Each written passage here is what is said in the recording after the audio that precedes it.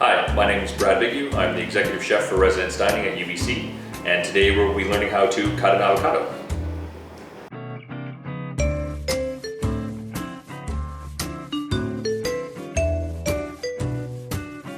One of the first things when cutting an avocado is going to be buying one and identifying whether or not it's ripe, overripe, or ready to eat.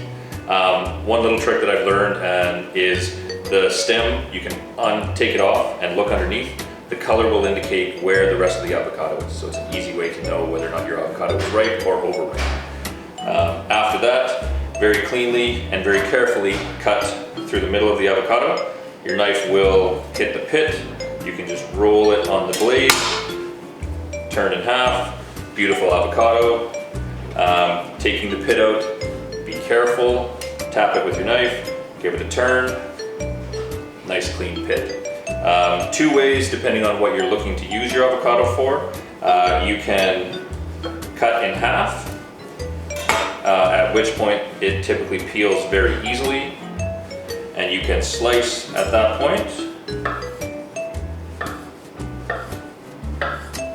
Great for sandwiches or salads. The other option is you can cut in the skin very carefully.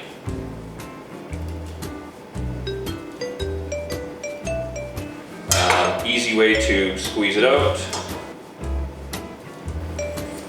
And you've got diced, ready for guacamole. That's how you cut an avocado.